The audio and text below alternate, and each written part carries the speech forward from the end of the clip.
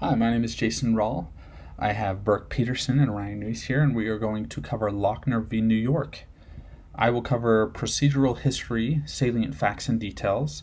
Burke will then cover the controversy and its relation to prior jurisprudence, arguments for both sides, and then the opinion of the court.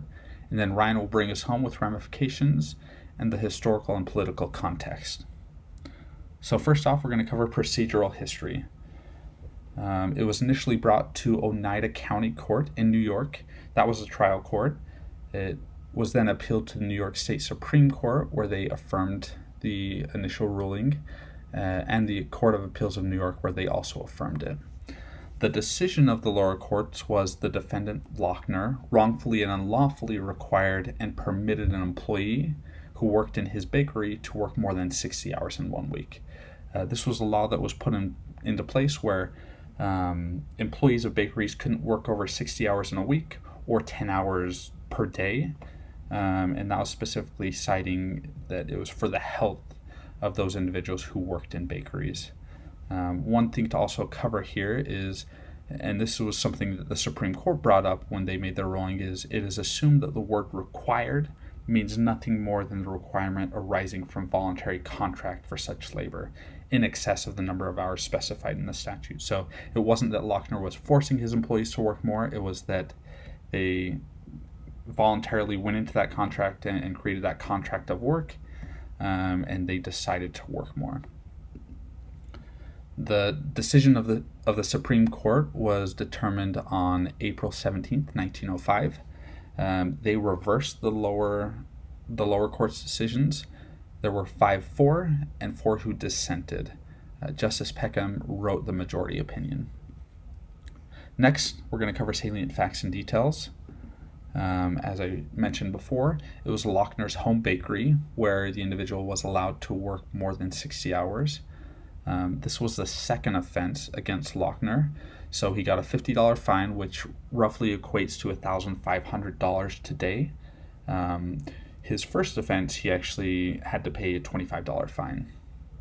Frank Harvey Field and Henry Wiseman, they argued Lochner's case. An interesting fact was Henry Wiseman actually was a huge proponent for creating the law in the first place. And then about 10 years later, when this was going to the Supreme Court, he had opened 2 of his own bakeries, and at that point was very much against the law that was created. There are 2 other Supreme Court rulings that I feel are very important, and they give a little bit more background into how the Supreme Court saw these types of cases. The first one is Allgaier v. Louisiana. That is the first time where we hear liberty of contract, basically where individuals have the right to go into contracts with entities and other people to work freely, and they have the liberty to do that. And in that one, specifically, the Supreme Court ruled against Louisiana, against a law they had created. And the next one is Holden v. Hardy. This was a law that was actually created here in Utah, where it required that coal miners couldn't work over 8 hours a day. This one, the Supreme Court ruled for Utah, and that was specifically because they cited, working in a mine, you're working with some pretty heavy equipment.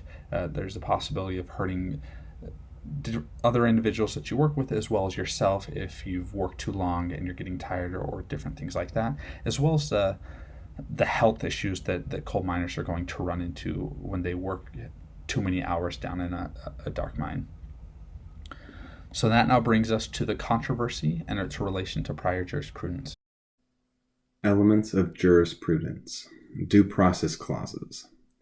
The 5th and 14th Amendments. These amendments limit federal and state governments, which would deprive any person of life, liberty, or property without due process of law. For the Lochner case, the liberty that was in question was the right to purchase and sell labor. Liberties are not absolute. States have limited regulation of these liberties and can regulate for certain reasons, including safety, health, morals, and general welfare of the public. Unrestrictive of markets. The courts look closely at economic legislation that there isn't an alternate legislation that would achieve the same purpose and be less restrictive on the business markets. Arguments for Lochner. Violates the 14th Amendment by interfering with the right of contract between employers and employees. There is not a public health concern for bakers to work longer hours. There is no argument that bakers as a group do not have the same mental capacity or intelligence to men in other trades or manual occupations. There is no discernible correlation between the number of hours worked and the quality of the product produced by those workers. The men are not wards of the state and have capacity to take care of themselves and do not need to be taken care of by the state. Bakers have similar working conditions to that of most people. With this reasoning, everyone that works inside with artificial light and has to stand most of the day would also be subject to these limitations in hours. Arguments against Lochner. The police were acting within their right to ensure safety, health, morals, and general welfare of the public. The workplace of bakers is overheated and can cause health issues with extended exposure. The early hours to meet demands is detrimental to the health and wellness of the bakers and would cause poor health.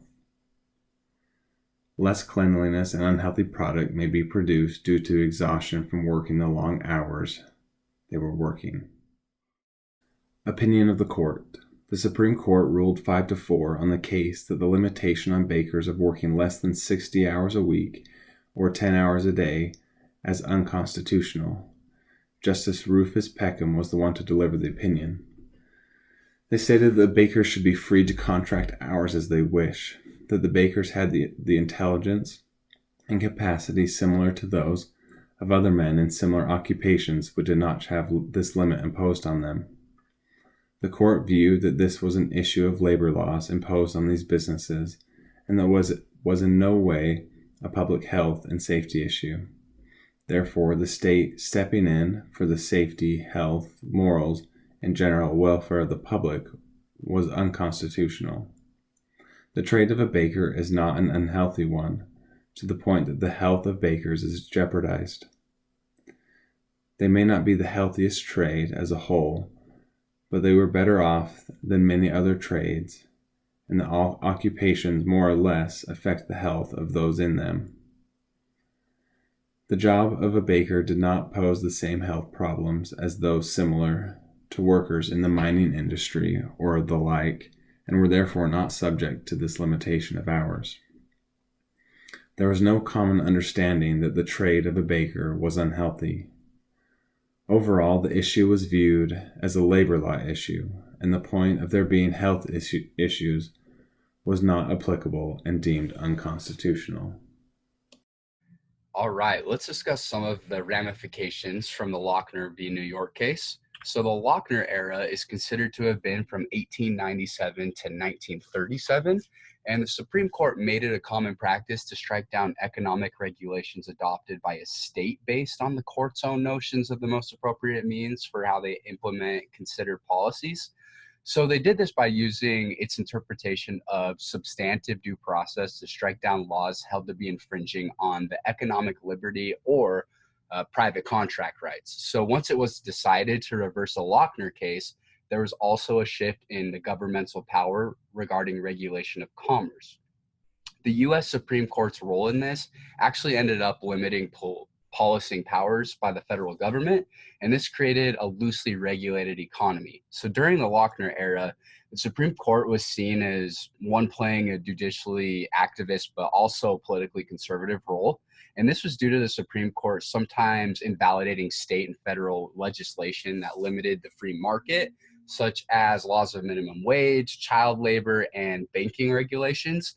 The Lochner era ended 40 years later after the court's tendency to regulate labor and the economy conflicted with the Congress's efforts in the New Deal. The New Deal was enforced by President Franklin D. Roosevelt, and it was a series of programs, public work projects, financial reforms, and other regulations in order to help recover from the Great Depression. And an aid to the end of the Lochner era was also aided by the case of West Coast Hotel Company versus Parrish in 1937, that same year that the era ended. And during this case, the Supreme Court took an extensive view of the government's involvement in regulating labor and commercial activities. And the result of the case upheld the constitutional right of minimum wage legislation enacted by the state of Washington. Many opinions have been spun from the Lochner case, many of which are mostly negative due to the restrictions on governmental commerce. But as far as the historical and political impact over time, the Lochner versus New York case led to the 14th Amendment, which protects substantive and procedural rights. It is not substantive towards the right to contract labor, but it's now focused on social aspects like the privacy right for all American citizens. So substantive due process limits the types of activities and rights the government is allowed to regulate by deeming them as human and political rights. On the other side, the procedural due process limits how the government may deprive a citizen of their life, their liberty, or their property.